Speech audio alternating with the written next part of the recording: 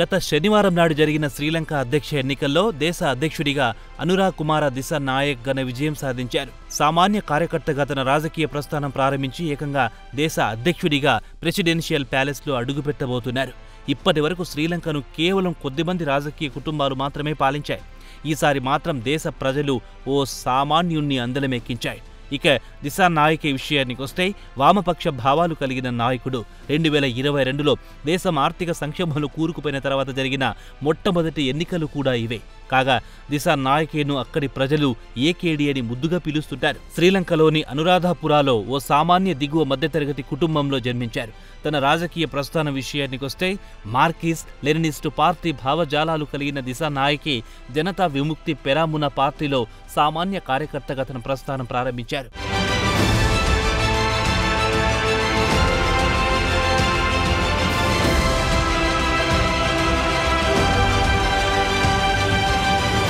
November 24, 1968లో ఓ సామాన్య దిగువ మధ్యతరగతి కుటుంబంలో జన్మించారు. ఆయన తండ్రి చిన్నస్థాయి ప్రభుత్వ ఉద్యోగి, తల్లి గృహిణి. ఆయన కుటుంబానికి రాజకీయాలతో ఎలాంటి సంబంధాలు లేవు. అయితే దిశానాయక్ పొలిటికల్ ఎంట్రీ విషయానికొస్తే రాజకీయ హింసలో ఆయన కజిన్ చనిపోవడంతో కలత చెంది చురుకైన రాజకీయాల్లో పాల్గొనాలనే నిర్ణయానికి వచ్చారు. 1988లో జనతా విముక్తి పెరామున ప్రభుత్వానికి వ్యతిరేకంగా చేసిన తిరుగుబాటుపై ప్రభుత్వం ముక్కుపాదం మోపింది. పోలీసుల దమనకాండలో దిశానాయక్ కజిన్ చనిపోయాడు. అదే సమయంలో పోలీసులు ఆయన ఇంటిని ధ్వంసం చేశారు. అయినా ఆయన పార్టీకి విశ్వాసపాత్రుడిగా కొనసాగారు. రాజకీయాల్లో మరింత కసిగా పనిచేయడం మొదలెట్టారు.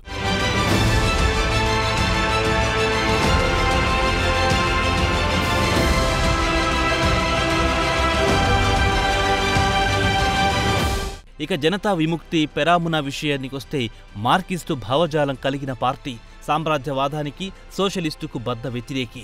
1980లో జేవీపీ కాస్త సింహళ నేషనలిజం వైపు మొగ్గు చూపింది. కాగా అప్పట్లో తమిళ రాజకీయ నాయకులు శ్రీలంకలో రాజకీయాల్లో జోక్యం చేసుకోవడం, పట్టు సాధించాలని గట్టి ప్రయత్నాలు చేశాయి. తమకు ప్రత్యేక దేశం ఈలం కావాలని పెద్ద ఎత్తున ఉద్యమం చేసిన విషయం తెలిసిందే. సింహాళీయులకు తమిళులకు మధ్య పెద్ద ఎత్తున ఘర్షణలు చెలరేగాయి. 1980లో జేవీపీని నిషేధించారు. అటు తర్వాత జేవీపీని రాజకీయ పార్టీగా గుర్తించారు. అటు తర్వాత జేవీపీ కూడా ప్రధాన రాజకీయ స్రవంతిలో కాలు మోపింది. పార్లమెంట్కు జరిగిన ఎన్నికల్లో కొన్ని సీట్లను గెలుచుకుంది. దిశానాయక్ 2000 ఎన్నికల్లో పోటీ చేసి పార్లమెంట్ సభ్యుడిగా ఎంపికయ్యారు. 2004 నుంచి 2005 వరకు చంద్రికా కుమారతుంగ బండారు నాయక్ ప్రెసిడెంట్గా ఉన్నప్పుడు స్వల్పకాలం పాటు ఆయన వ్యవసాయ మంత్రిగా సేవలందించారు.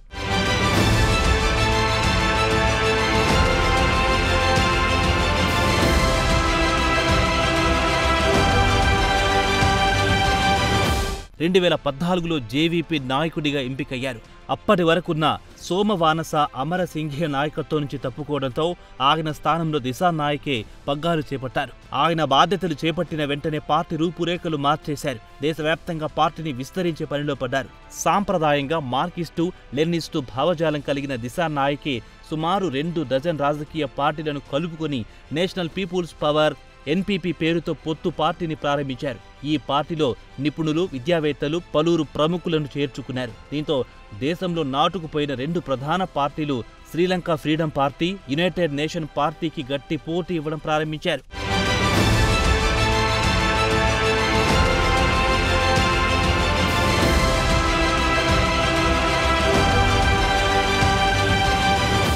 దిశానాయక్ విషయానికొస్తే స్పష్టమైన లక్ష్యంగా ముందుకు పోతారు. 12 పార్టీల సమూహం కాబట్టి అందరిని కలుపుకుపోతారు. జేవీపీ ఎంపీ విజిత్ హెరాత్ ఆయన నాయకత్వం గురించి ప్రస్తావిస్తూ ఏదైనా సమస్యపై ఆయన లోతుగా అధ్యయనం చేసి సరైన నిర్ణయం తీసుకుంటారు.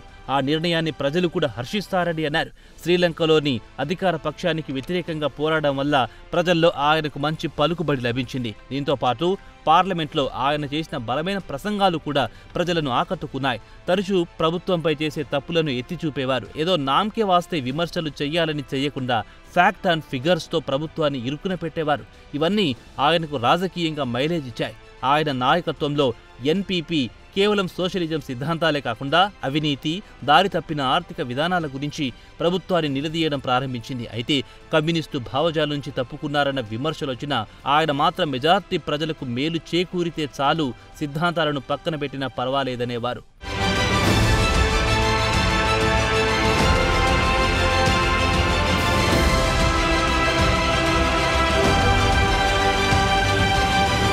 ఇక 2019లో ఆయన ప్రెసిడెన్షియల్ పోల్లో గోటబయ రాజపక్సకు వ్యతిరేకంగా పోటీ చేశారు. కొంతమంది వామపక్షవాదులు, ఉదారవాదులు మాత్రం దిశానాయక్కి పోటీ చేస్తే ఓట్లు చీలుతాయని భయపడ్డారు. అయినా ఆయన ఎన్పీపీ తరపున పెద్ద ఎత్తున ప్రచారం చేశారు. ఆయన ప్రసంగాలు వినడానికి ప్రజలు కూడా పెద్ద ఎత్తున వచ్చారు. అయితే కేవలం 3.16% ఓట్లు మాత్రమే సాధించగలిగారు. అటు తర్వాత 2020 పార్లమెంట్ ఎన్నికల్లో ఎన్పీపీ కేవలం 3 సీట్లకి పరిమితమైంది. అంతకు ముందు టర్మ్లో 6 సీట్లుండేవి. దీంతో ఆయన పార్టీని 3% పార్టీ అని ప్రత్యర్థులు ఎద్దేవా చేసేవారు. దీంతో దిశానాయక్ పార్టీని క్షేత్రస్థాయిలో బలోపేతం చేయాలని నిర్ణయించారు. విదేశాల్లో ఉన్న సింహాళీయులు ఉదాహరణకు యూరప్, ఆసియా, ఉత్తర అమెరికాకు కూడా పార్టీని విస్తరించారు.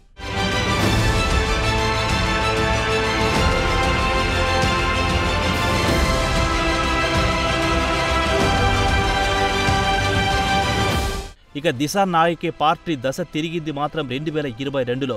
జనతా అర్గాలియా ఉద్యమం రాజపక్స ప్రభుత్వానికి వ్యతిరేకంగా పెద్ద పోరాటమే చేసింది. దీంతో ప్రెసిడెంట్ గోటబయ రాజపక్స ప్రెసిడెంట్గా రాజీనామా చేసి దేశం విడిచి పారిపోయారు. ఈ పోరాటం వెనుక దిశానాయక్కు చెందిన ఎన్పీపీ కీలక పాత్ర పోషించింది. దీంతో ప్రజల్లో ఆయన పట్ల సానుభూతి పెరిగింది. వ్యవస్థల్ని మార్చాలని ప్రజల నుంచి డిమాండ్ పెరిగింది. శ్రీలంక కుటుంబ పార్టీలకు వ్యతిరేకంగా ఎన్పీపీకి మద్దతు పెరిగింది. దిశానాయక్ ర్యాలీలకు పెద్ద ఎత్తున ప్రజలొచ్చేవారు. ఆయన వాగ్దాతికి ప్రతిపక్ష పార్టీలు నిలవలేకపోయాయి. సంస్కరణలకు శ్రీకారం చుడతామని, ఆర్థిక వ్యవస్థను గాడిన పెడతామని హామీ ఇచ్చి అధికారంలోకొచ్చారు. ఇక ఈ 55 ఏళ్ల కొత్త ప్రెసిడెంట్ దేశ ఆర్థిక వ్యవస్థను ఎలా గాడిన పెడతారో వేచి చూడాల్సిందే.